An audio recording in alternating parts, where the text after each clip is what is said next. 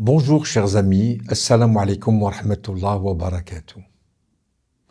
Les narcotrafiquants ne sont pas des ombres lointaines.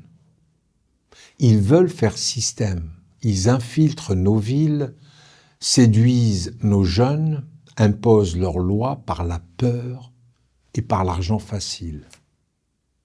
Ils prospèrent sur nos renoncements, sur la démission de celles et ceux qui baissent les yeux, sur l'indifférence devenue malheureusement un réflexe de survie.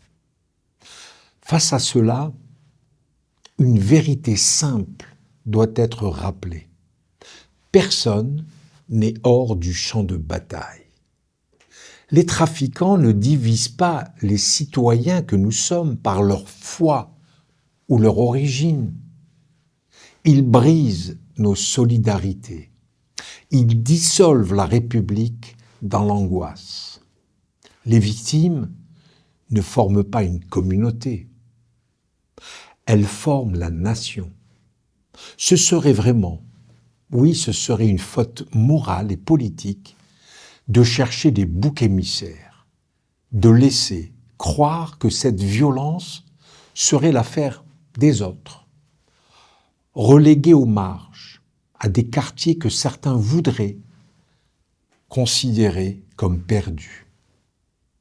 Cette pensée qui stigmatise les uns pour soulager la conscience des autres ne fait en réalité que servir les criminels.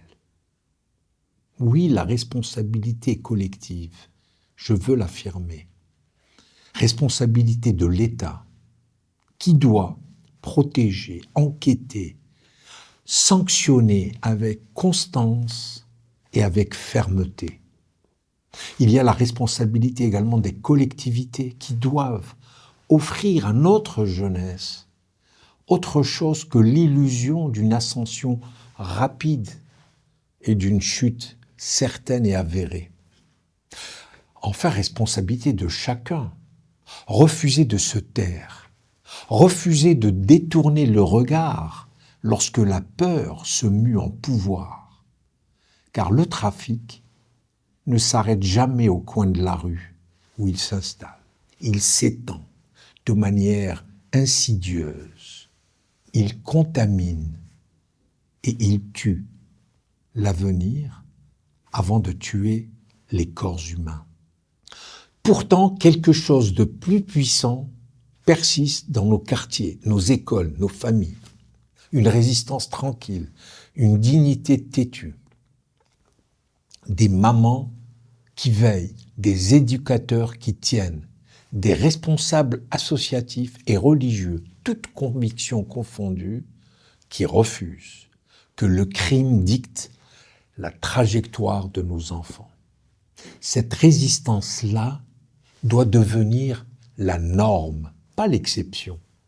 Nous devons mener ce combat sur tous les fronts, celui de la justice, celui de la prévention, celui de l'espérance, et nous, responsables de culte, musulmans, chrétiens, juifs, bouddhistes, devons être partie prenante de ce combat.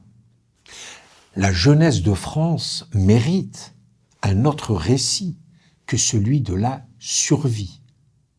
Cette jeunesse mérite d'être célébrée pour son intelligence, son audace, son énergie créatrice. Ce pays, cette France, a trop investi dans ses libertés pour les abandonner au vacarme des armes et au silence des morts. La République française ne capitule pas. Et lorsque certains prétendent régner par la terreur, c'est à nous de rappeler que la souveraineté appartient avant tout au peuple tout entier. Il est temps de tenir notre rôle, de nous dresser, d'affirmer très haut: le trafic n'aura pas nos enfants, pas nos rues, pas notre avenir, parce que la dignité n'est en aucun cas négociable, parce que la France n'a jamais supporté qu'on lui dicte sa nuit, parce que nous refusons de laisser mourir l'espérance. À la semaine prochaine. Wassalamu alaikum wa rahmatullah wa barakatuh.